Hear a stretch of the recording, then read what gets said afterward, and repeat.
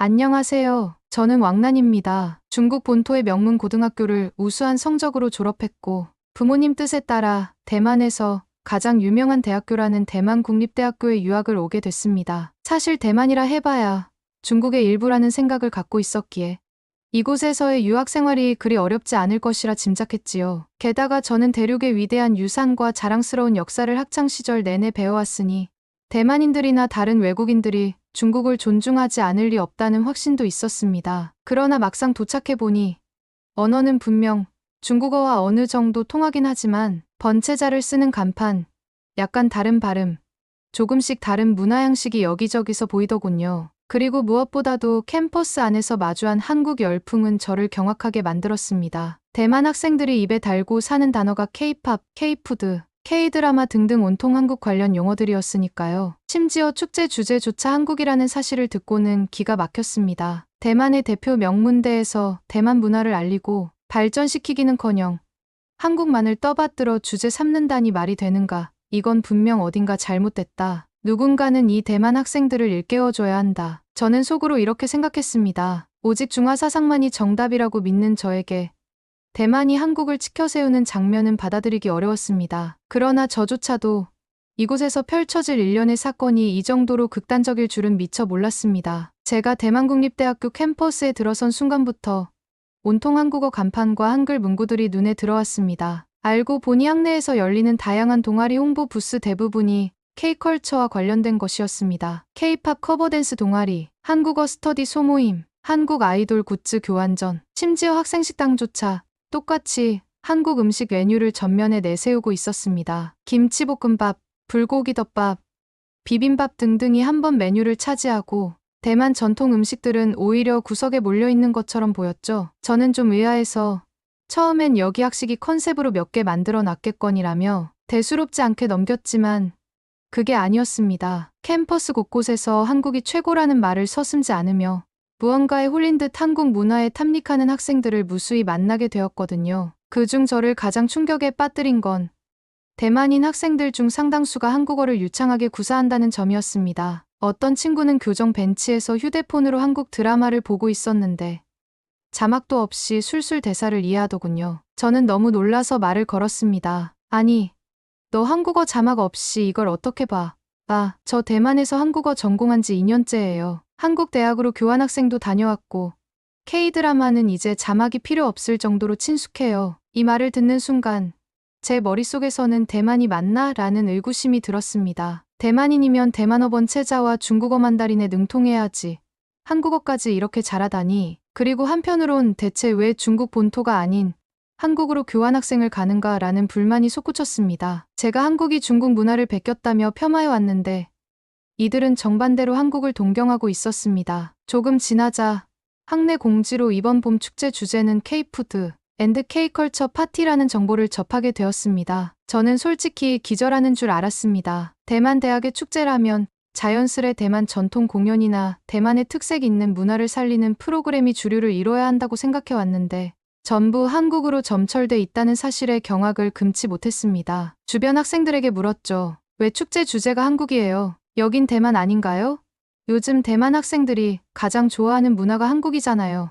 음식, 패션, 드라마, 음악 전부 한국이 대세예요. 해외에서도 K컬처가 인기니까 우리도 그 흐름에 맞춰서 축제를 기획했어요. 그 말을 듣는 순간 제 안에 분노가 치밀어 올랐습니다. 중국이야말로 동아시아 문화의 중심이고 대만은 곧 중국의 일부라고 굳게 믿는 저로서는 도저히 용납할 수 없는 광경이 펼쳐질 것이 뻔했기 때문입니다. 저는 쓴웃음을 지으며 속으로 다짐했습니다. 그래.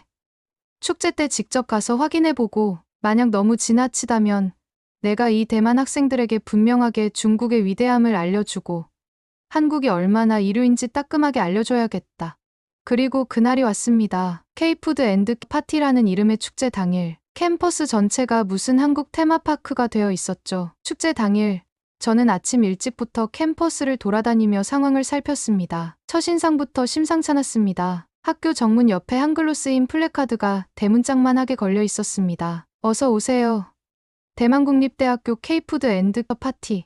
대만어 번체자나 중국어 간체자는 작게 부연 설명으로 들어갔을 뿐 중심은 영문과 한글이더군요. 이걸 보고 저는 도저히 참을 수 없을 만큼 기분이 안 좋아졌습니다. 캠퍼스 안으로 들어서자 각종 부스들이 한국 음식을 판매하거나 K-드라마 코스프레 콘테스트를 진행하고 있었습니다. 어떤 부스는 한글 캘리그라피 체험 코너도 운영 중이더군요. 길 위를 지나는 대만 학생들은 삼삼오오 모여서 한국 아이돌 노래를 틀어놓고 단체 댄스를 추고 있었습니다. 그 노래에 맞춰 떼창을 하는 모습은 제가 들어도 한국어 발음이 꽤 정확해서 더 놀라웠죠. 그제야 저는 이곳이 정말 대만인가? 의구심마저 들었습니다. 참다 못한 저는 축제 메인 무대 쪽으로 걸어갔습니다. 그곳에서는 활기찬 진행자가 마이크를 잡고 끊임없이 한국 아이돌 노래를 소개하며 이벤트를 진행하고 있었습니다. 저는 진행자에게 다가가 몇 마디를 던졌죠. 이봐요. 여기 대만 맞습니까? 왜 축제에서 온종일 한국 노래만 틀어요? 대만 노래는 어디 있죠? 진행자는 약간 당황한 표정을 지었지만 곧 미소를 지으며 대답했습니다. 안녕하세요. K컬처 파티이기 때문에 오늘은 한국 음악을 주로 트는 거예요. 대만 학생들이 다들 좋아하거든요. 분위기가 좋잖아요? 분위기가 좋긴 개뿔. 저는 속으로 울분이 터졌습니다. 곁에서 지켜보던 대만 학생들이 한국 노래에 맞춰 몸을 흔들며 와, 역시 한국을 외치는 장면은 제게 인내심의 한계를 느끼게 했습니다. 더군다나 어떤 학생은 지나가면서 한국 드라마 OST 좀 틀어주세요 라고 마이크에 대고 외치기도 했지요. 한국 드라마 OST. 하하.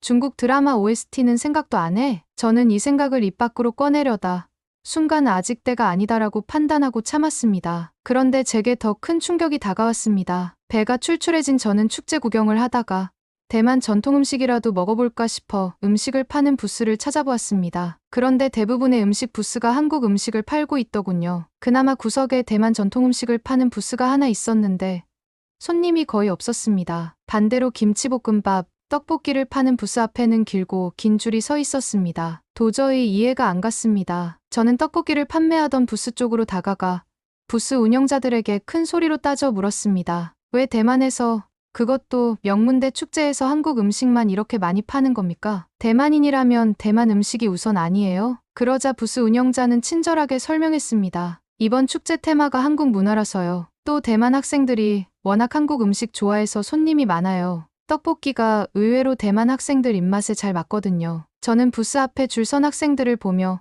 홧김에 소리쳤습니다. 너희 다맛도 없는 한국 음식에 시간 낭비하지 말고 중국의 진정한 미식을 알아야 하는 것 아닙니까? 떡볶이가 대체 뭐야? 허거나 정통 스촨 요리를 먹어봐야 제대로 된 음식이라고 할 수 있지. 주위 학생들이 제 말에 고개를 갸웃하더군요. 몇몇은 불쾌한 표정을 지었고 몇몇은 뭐지?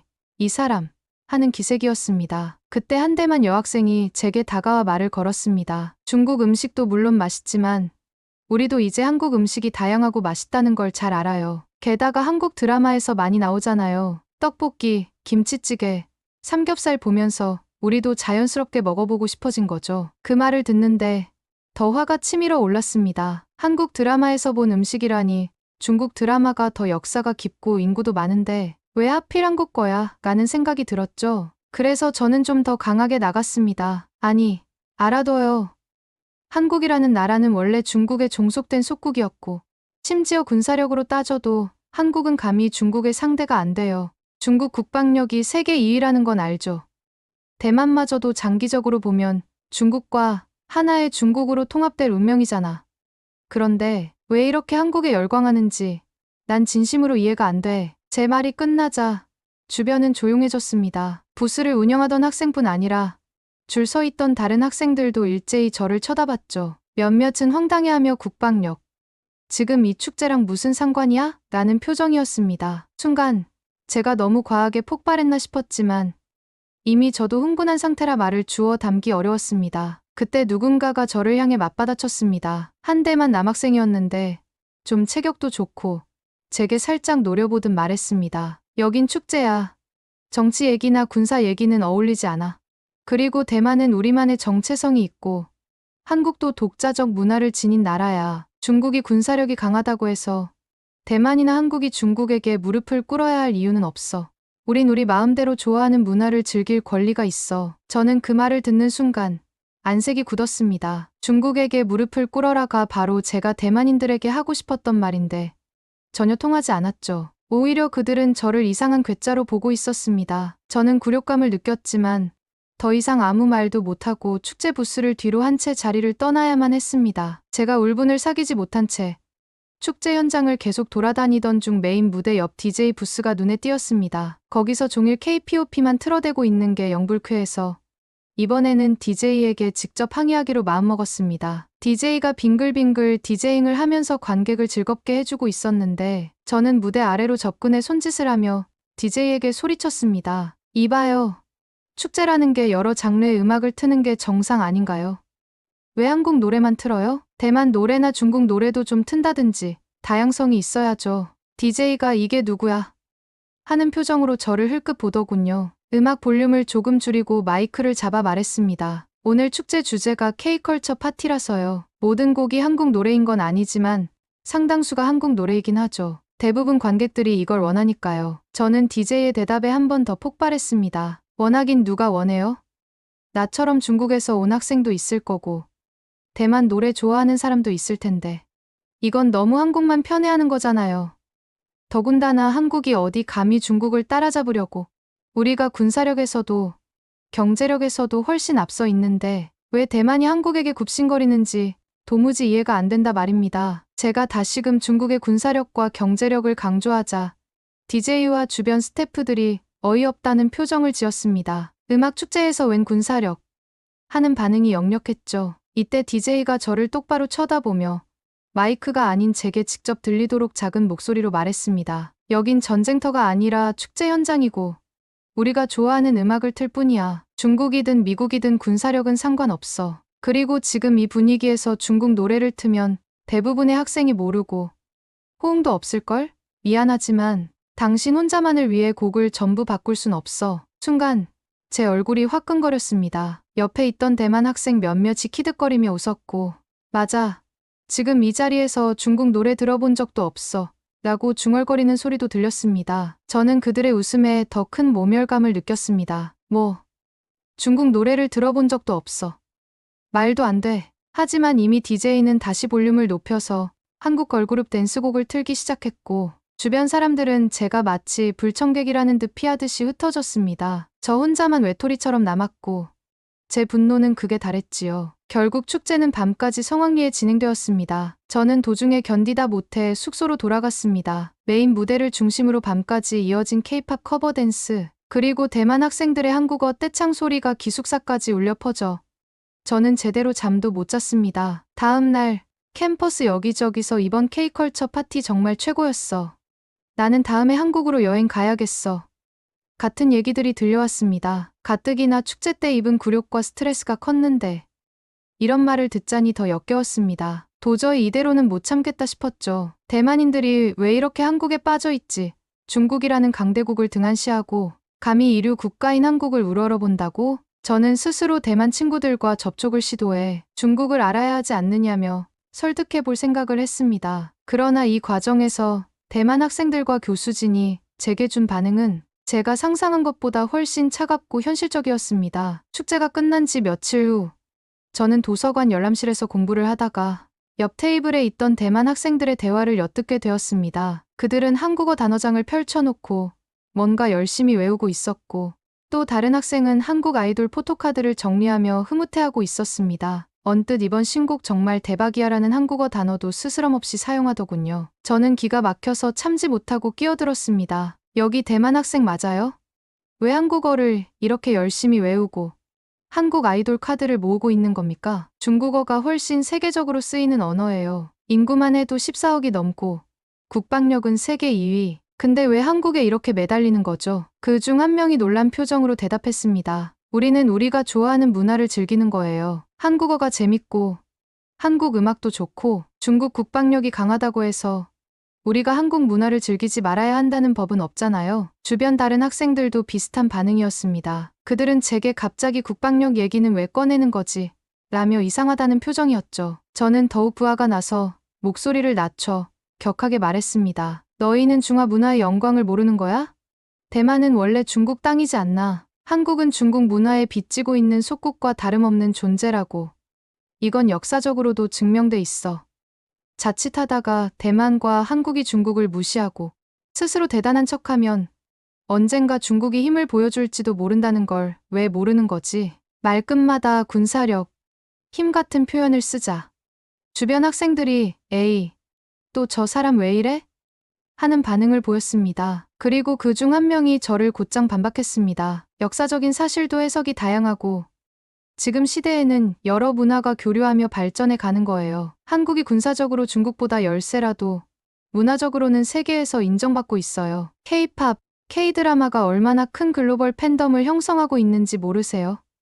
BTS, 블랙핑크, 오징어 게임 이런 거 뉴스에서 보셨잖아요. BTS, 블랙핑크, 오징어 게임 저는 사실 본토에서도 이 이름들을 들어본 적이 있긴 했습니다. 인터넷에서 굉장히 큰 반향을 일으키고 있다는 기사 말이죠. 그러나 인정하기 싫었습니다. 그걸 인정하는 순간 한국이 문화적 우위를 점했다는 꼴이 될 테니까요. 그래도 참고 넘어가려 했는데 그 학생이 덧붙였습니다. 게다가 한국은 작은 나라이지만 IT 산업이나 대중음악, 영화 산업 같은 소프트 파워에서 세계적으로 주목받아요.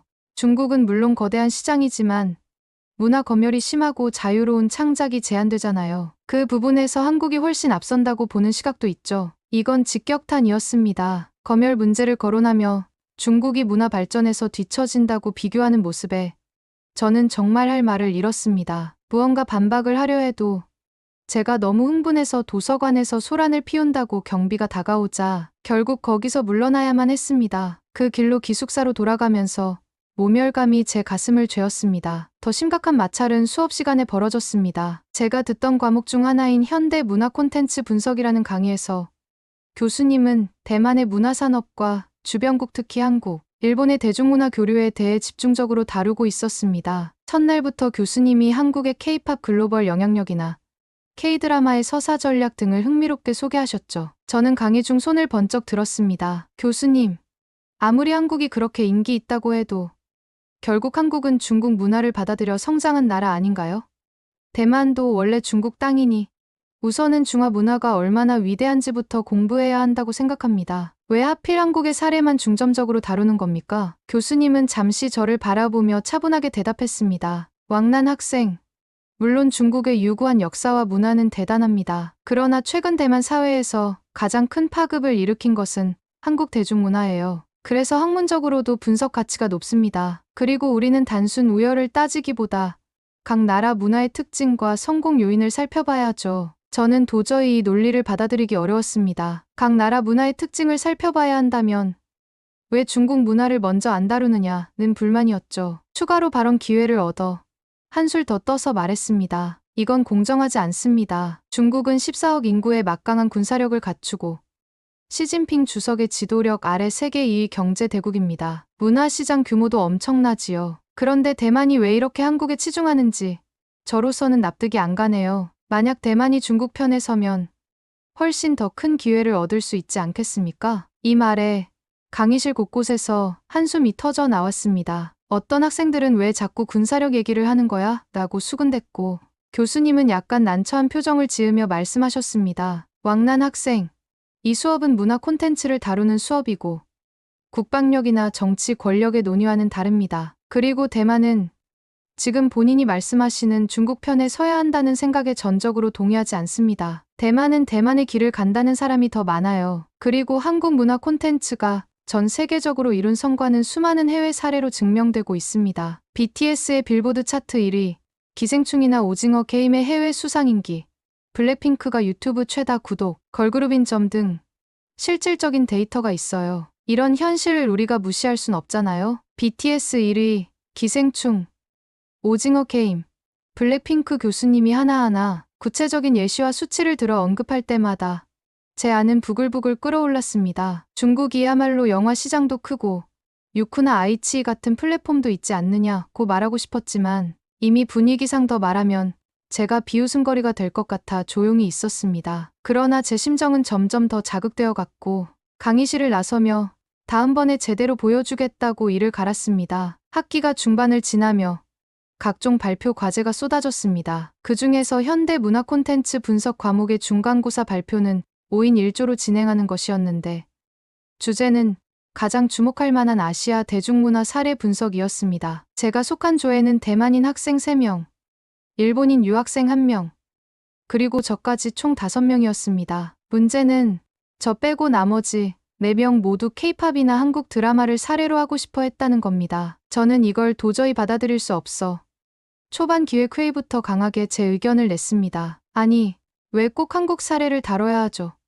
차라리 중국 무협 드라마나 중국 온라인 소설 시장을 분석해 봅시다. 그쪽이 훨씬 규모도 크고 역사도 길어요. 하지만 대만 학생들은 하나같이 고개를 저었습니다. 죄송하지만 요즘 대만에선 중국 드라마보다 한국 드라마가 화제성도 높고 조회수도 더 많이 나와요. 그리고 무협 드라마는 대만 젊은 세대에게 조금 올드한 느낌이라 K-드라마가 더 핫하죠. OST도 유행이고요. 저는 자존심이 상했지만 일단 다수결에 밀려 어쩔 수 없이 한국 드라마 분석 주제에 동참하게 되었습니다. 그러나 저는 발표 준비 과정에서 계속 한국 드라마는 어차피 중국 사극의 형식을 베꼈다. 한국은 한복과 김치도 중국 것을 자기 것처럼 우기고 있다. 등의 말을 반복하며 팀원들의 기분을 상하게 했습니다. 결국 중간고사 발표 당일 제가 조차례가 되어 무대에 올라가기 직전 팀원들과 다툼이 벌어졌습니다. 저 한국은 중국의 속국이었다. 드라마 대본이 다 중국 전통 문화를 살짝 바꾼 것에 불과해. 대만인 팀원은 무슨 근거로 그러는 건데. 지금 글로벌 플랫폼에서 한국 드라마가 엄청난 관심을 받고 있는데 중국 드라마는 정책 검열 때문에 해외 반응이 제한적이잖아. 일본인 팀원도 일본에서도 한국 드라마가 넷플릭스 상위권 차트에서 자주 보여요. 중국 드라마는 특정 팬층이긴 하지만 한국 드라마만큼 대중적으로 퍼지진 못해요. 결국 싸움만 하다가 발표 시간이 돼서 팀은 엉망이 되어버렸고 저는 발표 중 분노 발언을 하고 말았습니다. 결론적으로 한국 드라마는 중국 전통 소재를 교묘하게 변주해서 세계 시장에 내보내고 있을 뿐입니다. 즉, 한국은 본래부터 중국의 것을 베끼는 행태를 보여왔습니다. 한복, 김치 역시 기원이 중국이라고 하는 설이 있어요. 이 얘기가 나오자 강의실이 술렁거렸습니다. 어떤 학생들은 저걸 어떻게 반응해야 하지? 하는 눈빛이었고 교수님은 얼굴이 굳은 표정으로 저를 지켜봤습니다. 발표를 마친 뒤 질의응답 시간에 다른 조에서 발표했던 대만 학생이 손을 들고 물었습니다. 왕난 씨, 그렇게 말씀하시려면 구체적인 사료나 논문 근거 같은 게 있어야 하지 않나요? 한복, 김치가 중국 거지라는 주장은 일부 인터넷 매체에만 나오지만 국제사회에서 인정받은 학설이나 객관적 자료는 거의 못 본 것 같은데요. 저는 그런 자료가 있을 리 만무하다는 걸 잘 알았지만 억지로 우겼습니다. 우리는 중국 5,000년 역사를 가지고 있으니 한국의 역사는 거기에 포함되는 하위 카테고리에 불과하죠. 그런 논문은 중국 쪽에도 많이 있을 겁니다. 중국이 기원이라고 보는 시각은 의심의 여지 없이 옳습니다. 그 학생이 냉소적인 표정을 지으며 대답했습니다. 글쎄요. 제가 검색해봤는데 국제학술지에서는 그런 주장을 뒷받침하는 내용을 찾기 힘들던데요. 반면 한국 문화 콘텐츠의 독자성은 여러 언론과 논문에서 긍정적으로 평가받고 있고요. 주변에서 작은 웃음과 수군거림이 터져나왔습니다. 전반적인 분위기가 저를 조롱하는 듯했지요. 저는 역시 또 망신만 당했구나라는 생각이 들었습니다. 한편으론 왜 이들은 다들 한국 편만 드는 거야? 라는 분노가 계속 커져갔습니다. 그 발표가 끝난 뒤 교수님이 수업을 마무리하며 정리하듯 말씀하셨습니다. 중화권 문화도 훌륭합니다. 하지만 한국 문화가 세계적으로 인정받고 있는 것 역시 엄연한 현실이지요. 거기에 단순히 군사력이나 경제력, 논리를 들이댈 순 없습니다. 문화는 자유로운 교류와 공감 속에서 꽃피는 것이니까요. 또한 타 문화를 베꼈다고 주장하려면 최소한 그 근거부터 명확하게 제시해야 합니다. 막연히 우리 것이 원조다라고 외치는 것만으론 국제적으로 설득력이 부족합니다. 그리고 저를 쳐다보며 덧붙였습니다. 왕난 학생, 대만은 대만대로, 한국은 한국대로, 중국은 중국대로 각자 인정해야 할 부분이 있고 존중해야 할 부분이 있습니다. 강압으로 너희는 중국을 따라야 해라고 말할 순 없어요. 특히 여기 대만 학생들은 스스로 한국 문화를 좋아해서 즐기는 거니까 그 자유를 막을 수 없는 겁니다. 교수님의 이 말이 끝나자 강의실에 앉은 학생들 대다수가 일제히 박수를 쳤습니다. 사실상 왕난 너 참교육 당해라 하는 분위기로 느껴졌습니다. 저는 얼굴이 화끈거렸고 입술을 꽉 깨물었습니다. 중국이 압도적 국방력과 인구 수로 주변 국가를 압박할 수 있다는 제 논리는 이곳에서 전혀 통하지 않았던 겁니다. 시간이 흘러 학기 말이 되었습니다. 이번에는 최종 프로젝트 발표가 있었는데 주제는 미래 문화 콘텐츠 산업의 방향성이었습니다. 저로서는 마지막 기회였습니다. 대만에서 당하고만 있을 수는 없다. 이번엔 더욱 중국의 국방력, 경제력을 부각하며 대만과 한국이 어차피 중국에 귀속될 운명임을 낱낱이 폭로해야겠다라는 결심을 했죠. 저는 PPT 첫 장을 이렇게 만들었습니다. 중국, 동아시아 유일무이의 맹주 대만과 한국은 결국 중국 문화의 변형판. 그리고 발표 자리에서 저는 한껏 열을 올리며 떠들었습니다. 여러분, 중국의 GDP, 국방력,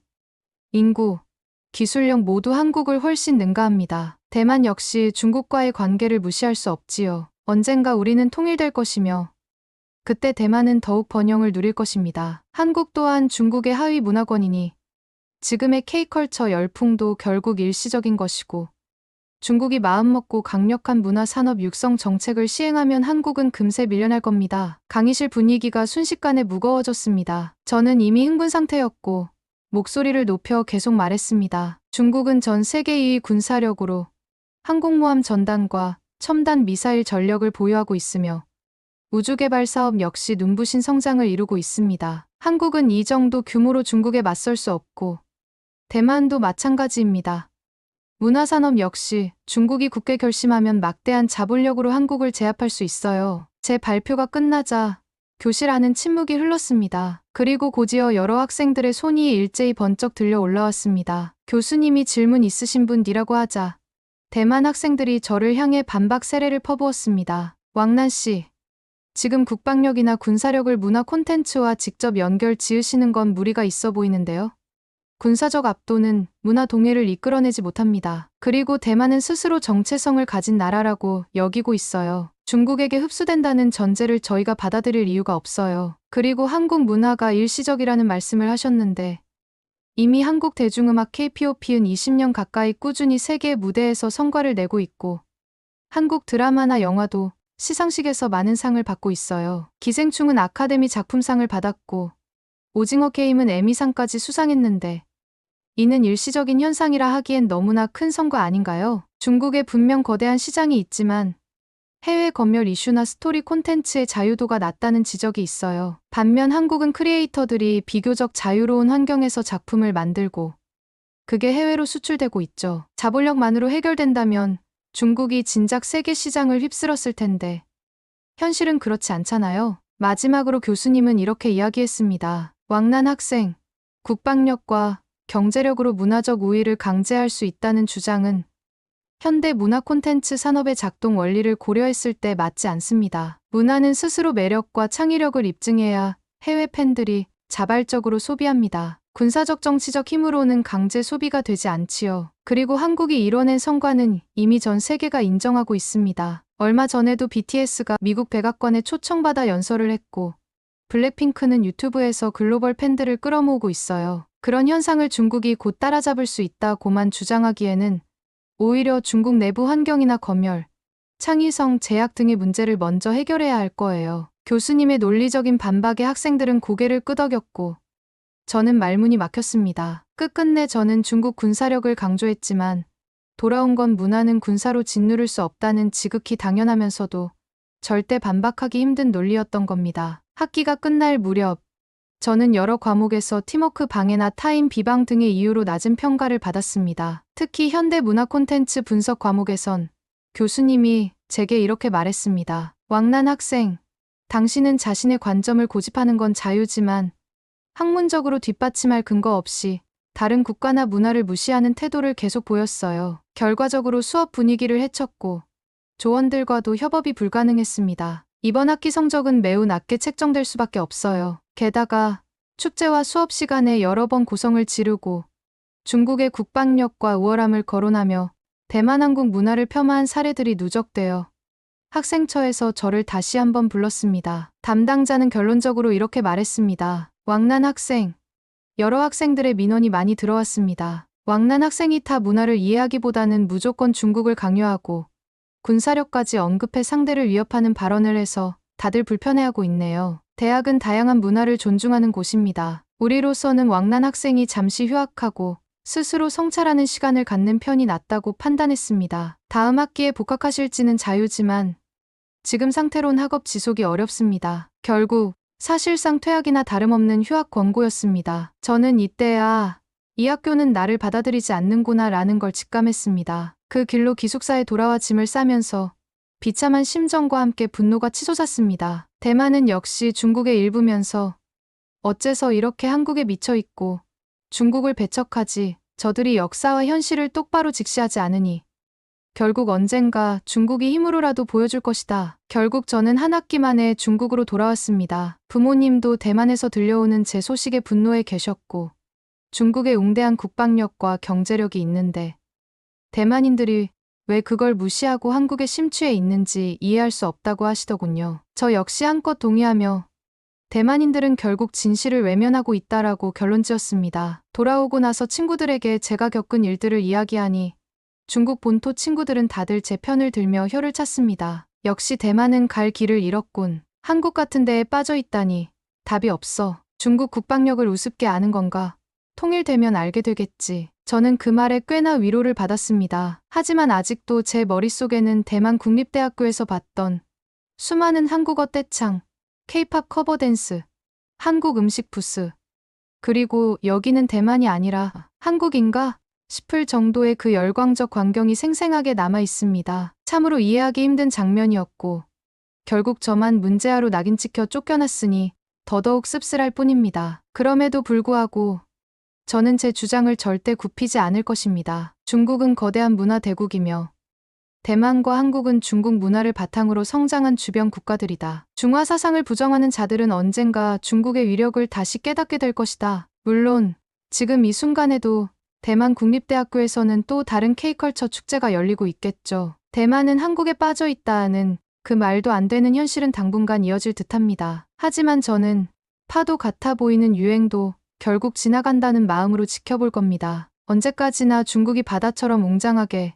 모든 것을 품어낼 테니까요. 감사합니다. 두 번째 사연 바로 시작하겠습니다. 안녕하세요. 저는 중화인민공화국 문화부 비서실장 왕멍입니다. 누구나 그렇듯이 저 역시 아침에 눈을 뜨면 먼저 휴대폰으로 뉴스를 확인합니다. 특히 춘제를 앞두고 별의별 루머와 헛소문이 떠도는 시기에는 당국과 여론의 움직임을 유심히 살피는 것이 일과입니다. 요즘 들어 가장 흥미롭게 본 소식 중 하나가 한국 정부가 불꽃놀이를 유네스코 세계유산으로 등재하려 한다는 풍문이었습니다. 처음 이 소식을 접했을 때 저를 비롯해 주변 사람들 모두 상당히 황당했습니다. 그래서 직접 바이두 같은 중국 최대 검색 엔진에서 한국 불꽃놀이를 검색해보았습니다. 정말 웃기게도 그와 비슷한 이야기가 온갖 게시글과 댓글로 퍼져 있었습니다. 한국이 또 중국 문화를 뺏어간다는 격한 문장들도 심심치 않게 보였습니다. 그런데 사실 확인을 해보니 한국은 불꽃놀이를 세계유산으로 신청조차 한 적이 없었습니다. 한국문화재청에서 이를 부인하는 공식 자료가 이미 있었는데 이 간단한 정보를 중국 네티즌들은 전혀 확인하지 않은 채 흥분하고 있었던 것입니다. 우리 전통을 뺏길 수 없다는 분노가 온라인 곳곳에서 폭죽이 터지듯 쏟아져 나왔고 이를 보고 저 역시 마음이 착잡해졌습니다. 혹시 우리 민족적 자부심이 과열된 나머지 근거 없는 거짓 정보를 양산해내는 것은 아닐까 걱정되기도 했습니다. 그런데 불꽃놀이 논란을 좀 더 깊이 들여다보니 한국이 이런 식으로 오해받는 데에는 또 다른 맥락이 있음을 깨닫게 되었습니다. K-팝, K-드라마, K-영화에 이어 한국은 K-푸드, K-패션, 심지어 첨단 기술까지 전 세계적으로 호평받고 있습니다. 중국 네티즌들 사이에 형성된 일종의 경쟁심이나 자격지심, 그리고 원래 우리 것이었는데 빼앗겼다는 식의 억울함이 합쳐져 이런 자극적인 루머와 서사가 만들어지는 듯했습니다. 하지만 저로서는 그냥 오해입니다라고만 말하고 싶지는 않았습니다. 저 자신이 문화부에서 오래 근무해오며 한국의 발전 양상을 관심 있게 지켜보았기 때문입니다. 여러 차례 서울을 방문해 회담과 연구를 진행하기도 했고 그 과정을 통해서 한국이 이룩한 기적이 과연 전적으로 한국만의 것인가 하는 의문을 계속 품어왔습니다. 제가 내린 결론은 한국이 달성한 수많은 기술적, 문화적 성취가 그 뿌리를 크게 보면 중국 문명에서 비롯되었다는 점입니다. 이는 저에게 너무나 자명한 사실이었습니다. 그래서 저는 이번 폭죽 불꽃놀이 논란을 계기로 한국이 분명 대단하긴 하지만 근원도 결국은 중국이다라고 공언하고 싶었습니다. 이 말을 듣고 억지 주장이다라고 반응할 사람도 있겠지요. 하지만 저는 가능한 한 많은 사료와 연구 결과를 검토했습니다. 과거에 한반도와 중국 대륙 사이에는 군신 관계와 교역 관계가 존재했고 그 과정을 통해 과학기술, 문화예술이 수없이 전수되었습니다. 이런 역사적 사실만 보더라도 한국이 독자적으로 모든 것을 처음부터 창조했다고 주장하기는 어렵습니다. 그럼에도 우리는 지금 21세기를 살고 있습니다. 정보가 실시간으로 퍼지는 시대에 중국과 한국 두 나라가 갈등과 의심만 키운다면 결국 공동의 미래를 밝게 열기 어려울 것입니다. 그렇다면 저는 비서실장으로서 어떤 메시지를 내놓아야 할까요?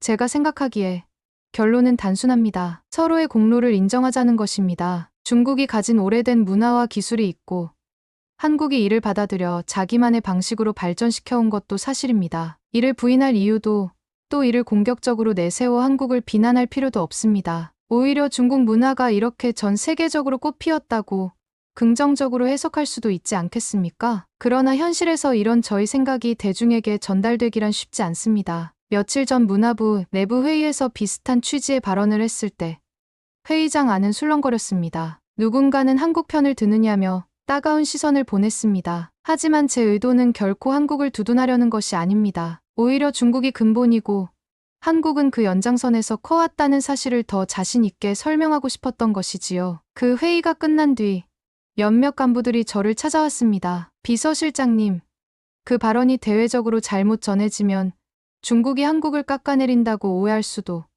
또는 반대로 중국이 한국의 문화적 우위를 빼앗겼다는 식으로 읽힐 수도 있습니다. 저는 그저 미소를 지었습니다. 결국은 시각의 문제입니다. 우리는 우리 문화를 낮춰 말하는 것도 아니고 한국 문화를 지나치게 높이는 것도 아닙니다. 그저 시작이 어디였는가를 정확히 짚어주는 것일 뿐이죠. 폭죽불꽃놀이 논란은 어찌 보면 빙산의 일각에 불과합니다. 한국의 반도체 기술, 스마트폰 제조 능력, K-바이오, K-팝을 구성하는 가창춤 영상 기술 등에서도 원래는 중국 것이다라는 주장이 흔히 제기됩니다. 동북공정이라는 정부 주도의 사업을 통해 중국이 한반도, 북부 지역과 고대 역사에서 중국의 기원을 찾으려 한 것이 학계와 대중에 폭넓게 알려지기도 했습니다. 문제는 이런 논의가 학술이나 정부 차원의 연구에서 그치지 않고 일반인의 애국 감정과 뒤섞여 과열되곤 한다는 점입니다. 저는 한국의 기술력이 중국에서 파생된 것이라고 강조하는 동시에 한국이 중국을 베껴서 독자적인 척 한다는 점도 반드시 인정해야 한다고 생각합니다. 뿌리가 중국 문화였다고 해서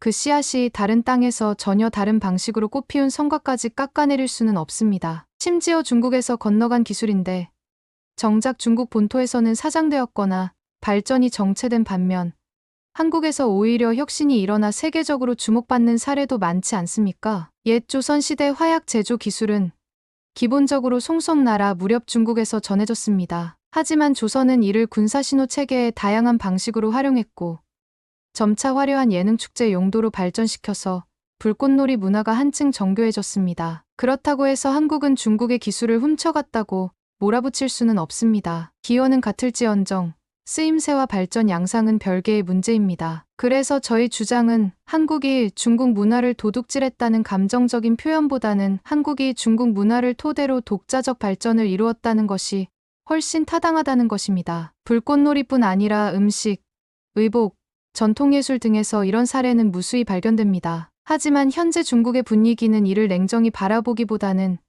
빼앗겼다는 표현에 더 민감하게 반응합니다. 이는 우리가 자부심을 지키기 위한 방어 기제인 듯합니다. 최근에는 한국에 아무것도 뺏기지 않으려면 춘제 기간 동안 다시 대규모로 폭죽을 터뜨려야 한다는 목소리도 힘을 얻고 있습니다. 저 개인적으로는 미세먼지와 안전사고를 우려해 폭죽 사용을 계속 줄여야 한다고 생각합니다만 애국 감정에 편승한 일부 정치인들은 한국 탓이라며 폭죽 재허용을 주장합니다. 이런 모습을 볼 때마다 저는 문화가 공공연히 정치 도구로 이용되는 현실이 안타깝습니다. 최근 문화부 장관님 역시 이 난처한 정세 속에서 고민이 깊어지고 있습니다. 비서실장께서 기자회견에서 한국의 기술을 높이 평가하면서도 근본은 중국이라는 사실을 강조해주는 게 좋겠습니다라는 말씀을 조심스럽게 꺼내셨습니다. 자칫하면 한국을 무시하는 발언으로 비칠 수 있지만 또 한편으로는 중국의 대중을 달랠 수 있는 메시지가 되기도 하니까요. 사실 저는 줄곧 비슷한 주장을 해왔습니다. 한국의 첨단 기술과 문화적 성공은 대단하지만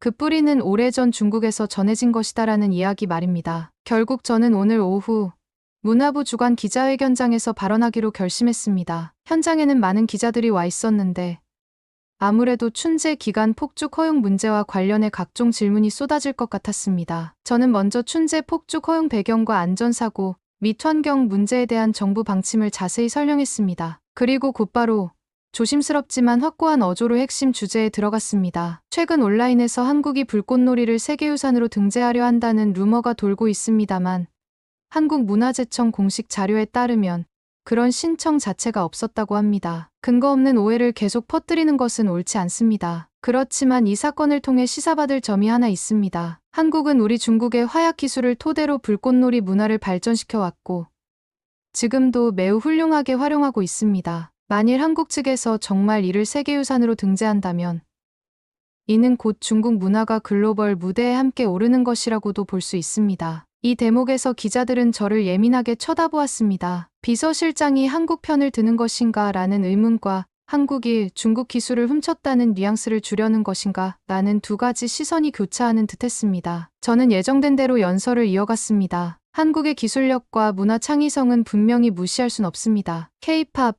K-드라마, 반도체, 바이오 산업 등에서 중국을 바짝 따라오고 있습니다. 그렇지만 그 뿌리를 하나하나 추적해보면 고대 중국에서 전래된 지식과 기술이 상당한 기반이 되었습니다. 그렇다고 한국을 비난해야 할 필요가 있을까요?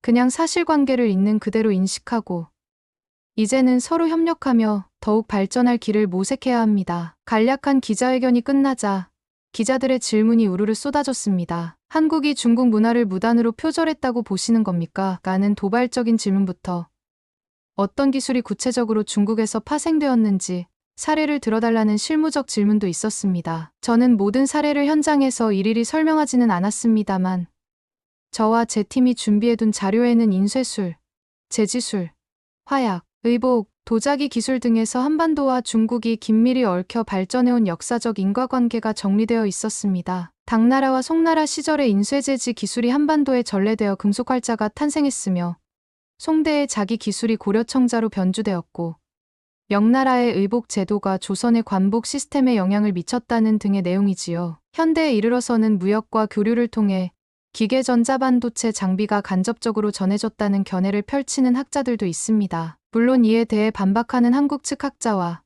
중국 내에서도 그것은 너무 단순화된 주장이다라고 지적하는 이들도 있습니다. 그러나 한반도와 중국 대륙의 오랜 교류 역사를 고려하면 한국이 모든 문화를 독자적으로 창조했다는 주장은 무리가 있다는 것이 제 생각입니다. 동시에 한국이 전부 중국 것을 훔쳤다고 말하는 것도 지나친 일방적 주장입니다. 사실은 상호 간에 교류하고 발전시키고 때로는 새로운 문화를 창작해낸 결과가 오늘날 중국과 한국 그리고 동아시아 전체의 문화를 꽃피우고 있는 것이겠지요. 기자회견 직후 한 취재진이 조용히 다가와 비서실장님, 이번 발언으로 정치적으로 불이익을 받으실까 걱정됩니다라고 말했습니다. 저는 개의치 않는다고 답했습니다. 저는 애초에 진실을 알리고 싶었고 한국 기술의 발전을 높이 평가하면서도 그 뿌리가 중국임을 당당히 언급하고 싶었습니다. 그것이 저 나름의 책임감이자 역사적 사실에 부합한다고 믿기 때문입니다. 그렇게 정신없이 기자회견을 마친 지 며칠 뒤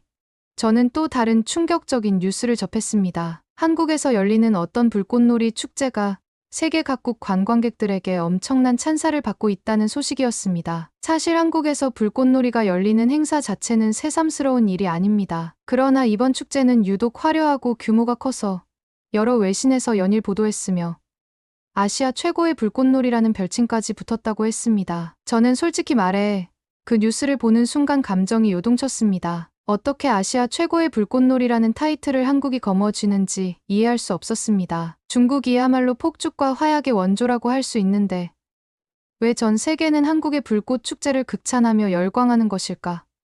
그동안 중국에서 불꽃놀이는 춘제나 국가 행사 때마다 의례보던 것이어서 불꽃 축제라 하면 당연히 중국이 압도적일 줄 알았는데 현실은 그렇지 않았습니다. 그러던 차에 문화부 내부 회의에서 춘제와는 별개로 한국의 불꽃놀이 축제 현황을 조사해볼 필요가 있다는 말이 나왔습니다. 사실 공문상으로는 관광산업발전 사례 연구라는 이름이 붙었는데 속내를 들여다보면 한국의 불꽃 축제는 얼마나 대단하길래 전 세계가 칭찬하는지 살펴보자는 의도가 강했습니다. 저는 비서실장으로서 직접 한국에 가는 것이 좋겠다고 제안했고 장관님도 그 아이디어에 동의했습니다. 출국 준비를 하면서 직장 동료들과 이런저런 대화를 나누었는데 의외로 다들 한국을 낙후된 나라쯤으로 여기고 있었습니다. 거긴 아직도 공항 시설이 열악하다고 들었다거나 대중교통 시스템이 우리나라만큼 발달하지 않아 불편할 거다라는 말을 심심찮게 들었습니다. 특히나 서울 시내가 화려하다 해도 전체적으로 보면 중국 대도시에 비해 20년 정도 뒤처져 있다는 이야기를 들었을 땐 저도 사실 그 정도까지일 줄은 몰랐다 싶어 좀 불편하겠군 하고 생각했습니다. 그래서 출장길에 오르기 전 저는 한국이 얼마나 낙후되어 있을지 각오를 하고 있었습니다. 중국은 지위 반열에 오를 정도로 세계적 경제 대국인데 한국은 그에 비하면 상대적으로 작은 나라이고 아직 산업 수준도 우리만큼은 아니겠지라는 인식이 저 역시도 은근히 깔려 있었던 것입니다. 그런데 인천국제공항에 도착하자마자 제 예상은 완전히 빗나갔습니다. 공항 시설은 말할 것도 없고 디지털 기술 활용과 위생 관리 등에서 오히려 중국보다 10년, 아니 20년 더 앞서 있는 부분이 적지 않다고 느꼈습니다. 국제선 게이트를 내려서는 순간부터 안내 로봇이나 QR코드 기반 통합 안내 시스템이 눈에 들어왔습니다. 짐 찾는 과정도 상당히 효율적이었고 실시간 모니터링 시스템으로 대기 시간을 최소화하는 것이 인상적이었습니다. 공항철도를 타고 도심으로 이동하는 과정에서도 교통카드 시스템과 환승 체계가 무척 편리하게 구축되어 있었습니다. 사실 중국도 대도시를 중심으로 첨단 인프라가 잘 발달해 있지만 한국은 도시 규모가 비교적 작으면서도 밀도가 높아 이동하는 데 큰 불편함이 없었습니다. 역구 내 환경이나 안내 방송, 자동 판매기, 무인 정보 단말기 등도 잘 갖춰져 있었습니다. 대중교통을 이용하는 사람들이 대부분 마스크를 착용하고 있다는 점도 눈에 띄었는데 공공질서나 위생관념이 체화된 듯 보였습니다. 솔직히 말씀드리면 저 스스로도 꽤 충격을 받았습니다. 중국 동료들이 서울이 뒤처져 있다고 말했는데 실상을 보니 오히려 한국이 훨씬 앞서 있는 부분이 많았기 때문입니다. 저 역시 중국인이니만큼 국가에 대한 자부심이 강하지만 현장을 보자니 한국을 무작정 하찮게 볼 수 없었습니다. 한국이 언제 이렇게 발전했지? 어쩌면 우리가 과소평가하고 있었던 건 아닐까? 라는 생각이 머리를 스쳤습니다. 그렇게 서울 도심 숙소에 도착하자마자 저는 바로 한국 불꽃놀이 축제 관계자를 만나기로 했습니다. 축제 기획사와 협업하는 한국 측 인사들이었는데 그들 역시 해외 취재진과 업무를 해본 경험이 많아서인지 매우 친절하게 응대했습니다. 저는 먼저 이번 불꽃놀이 축제가 왜 이렇게 유명해졌는지 구체적으로 설명해달라고 요청했습니다. 관계자는 몇 가지 주요 포인트를 짚어주었습니다. 첫째, 한국의 불꽃 축제는 단순히 불꽃에만 집중하는 것이 아니라 K-팝 음악이나 드론쇼, 레이저 퍼포먼스, 다양한 미디어 아트와 결합해 종합 엔터테인먼트로 확장했다는 점. 둘째, 안전과 환경 문제를 중요하게 고려해 저소음 폭죽, 친환경 화약물질 등을 개발에 적용했다는 점. 셋째, 세계 각국에서 불꽃놀이 전문가와 엔지니어를 초빙하고 기술 협업을 진행하는 등 오픈 이노베이션 방식을 도입했다는 점이었습니다. 이야기를 들으면서 저는 내심 감탄과 질투가 동시에 끌어올랐습니다. 그래, 한국이 꼼꼼하고 창의적으로 준비를 잘했군. 그렇다면 중국 역시 더 잘할 수 있지 않을까 하다가도 문득 저들의 뿌리는 결국 중국 화약기술 아니었던가 하는 생각에 이르자 다시 분노가 살짝 치밀어 올랐습니다. 그래서 대화 도중 제가 한국 측 관계자에게 조금 공격적으로 물었습니다. 이 모든 축제 컨셉과 기술이 사실 중국 불꽃놀이 전통에서 기원한 것이라고 보이는데 그 부분을 왜 공식적으로 명확히 밝히지 않는 겁니까?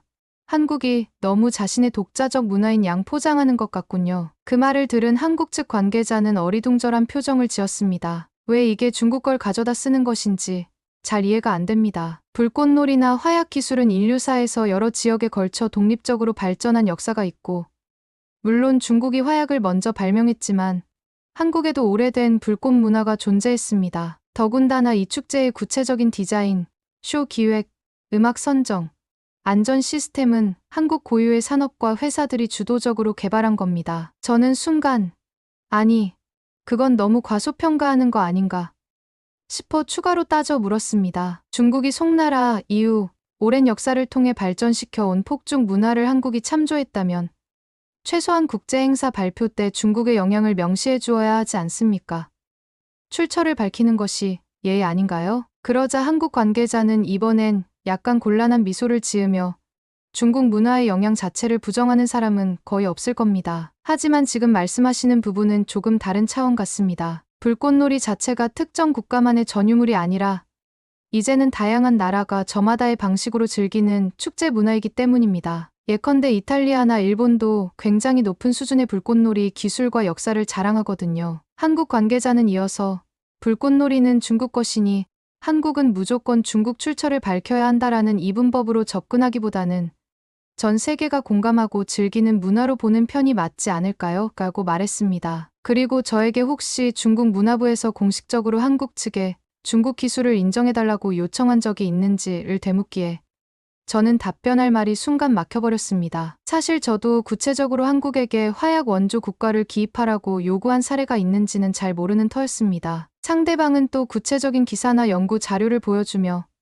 한국의 불꽃축제 기획 과정에서 중국에서 전래된 전통 화약 기술에 대한 코멘트도 어느 정도 하고 있다는 것을 증명했습니다. 기본적으로 동아시아 문화 교류의 산물이다라는 식으로 이미 여러 언론 보도나 축제 브로슈어에서 언급하고 있다는 것이었습니다. 저는 그 자료를 보고 더 이상 강하게 주장할 근거를 찾기 어려웠습니다. 왜냐하면 최소한 축제 측이 중국을 완전히 배제했다거나 한국만의 독창적 전통이라고 홍보하고 있는 것은 아니었기 때문입니다. 그 자리에서 저는 약간의 당혹감과 무력감을 느꼈습니다. 이건 분명 우리가 먼저였는데 한국이 너무 잘 꾸려서 세계적인 스포트라이트를 받고 있구나라는 질투심이 다시 꿈틀거렸습니다. 하지만 냉정히 살펴보면 한국은 중국의 것을 강탈한 것이 아니라 여러 문화적 요소를 참고하고 또 그 이상의 발전을 꾀해 훨씬 화려하고 완성도 높은 축제를 만들어낸 것뿐이었습니다. 저는 불꽃놀이 축제 관계자와 만난 뒤 서울 시내를 몇 군데 더 돌아볼 기회를 가졌습니다. 서울을 대표하는 광장이나 강변,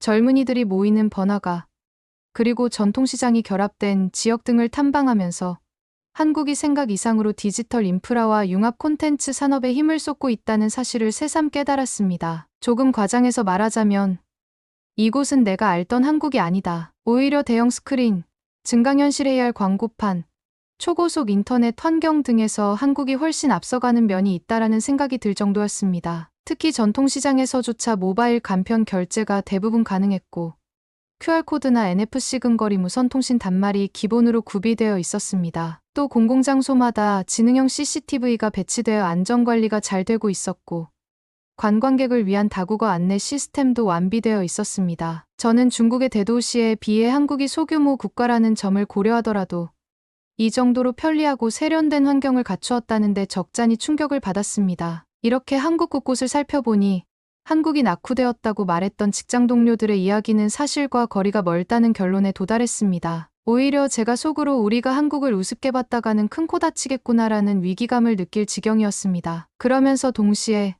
한국이 불꽃놀이에서도 이렇게 창의적이고 진보된 방식을 도입해 세계적으로 주목받는 건 어쩌면 당연한 결과였을지도 모르겠다는 생각마저 들었습니다. 한국에서 일주일가량 머무르며 불꽃축제 진행 상황, 기술적 측면, 그리고 관련된 여러 인사들을 인터뷰했습니다. 인터뷰 중에도 저는 계속해서 이 불꽃놀이, 결국은 중국 문화의 연장선 아닙니까?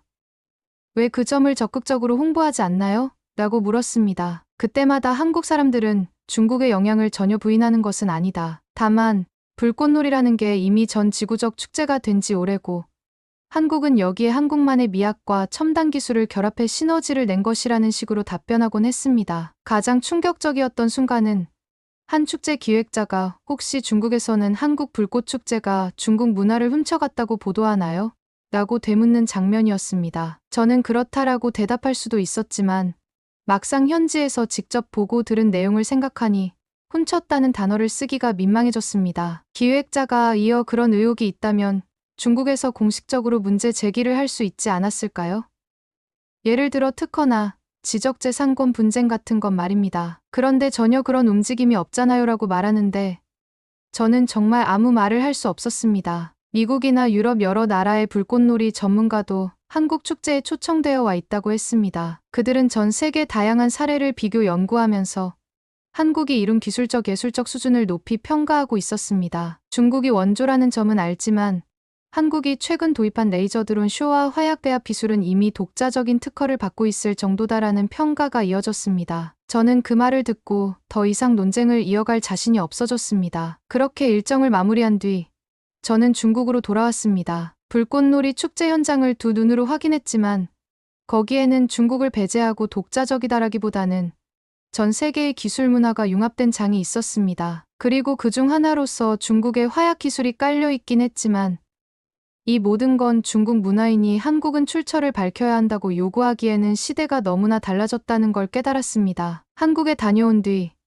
저는 문화부로 복귀해 여러 보고서를 작성했습니다. 그리고 이번 춘제 기간 동안 중국 정부는 국민의 애국 감정을 달래기 위해 폭죽 사용을 대폭 재허용했습니다. 일부 도시에서는 대규모 불꽃놀이 행사를 기획해 한국 축제보다 더 멋지고 웅장한 스케일을 선보이려 시도했습니다. 당초 정부와 업체들은 중국이 원조라는 사실을 세계에 다시 한번 알리자는 목표를 가지고 여러 프로그램을 준비했습니다. 초청 가수나 공연팀을 화려하게 섭외했고 드론 쇼와 레이저 퍼포먼스도 일부 넣었습니다. SNS를 통해 해외 관광객을 유치하려는 광고도 했습니다. 그러나 실질적인 결과는 기대에 미치지 못했습니다. 첫째, 미세먼지와 안전 문제로 인해 행사를 중단하거나 축소해야 했던 사례가 이어졌습니다. 둘째, 각 지역별로 행사 예산과 스폰서십 규모가 다 달랐고 기획사 간의 엇갈린 이해관계로 인해 통합적인 홍보 전략이 부족했습니다. 셋째, 무엇보다도 한국이 보여준 첨단 기술과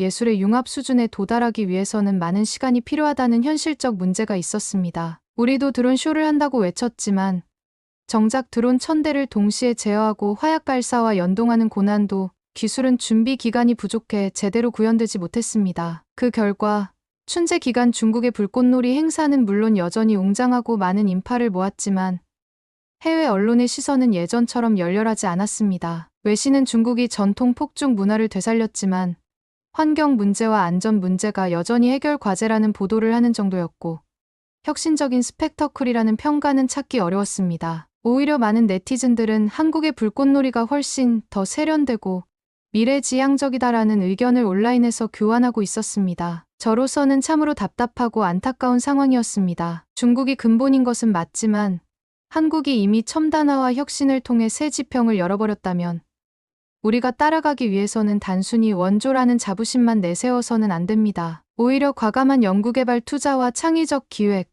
그리고 무엇보다도 국제협업이 필요합니다. 그런데 애국 감정에 치우쳐 한국이 훔쳐갔다는 식으로만 비난하다 보니 정작 우리가 무엇을 개선해야 하는지는 놓치게 된 듯했습니다. 저는 한국 출장 이후 내부 보고서에 한국 불꽃놀이는 이미 세계적 수준이며 중국이 이를 넘어설 만한 혁신을 이루기 위해서는 철저한 준비와 새로운 발상이 필요하다는 결론을 담았습니다. 동시에 한국의 불꽃놀이가 중국 문화를 완전히 무시하는 것은 아니며 오히려 국제화된 환경에서 다채로운 융합을 시도한 사례로 보아야 한다라는 설명을 덧붙였습니다. 하지만 이 보고서를 접한 일부 간부들과 정치인들은 불만을 표출했습니다. 비서실장님, 한국 편을 드는 것처럼 비칠 수 있으니 이런 문구는 수정해야 하지 않겠습니까? 라고 했습니다. 저는 아닙니다.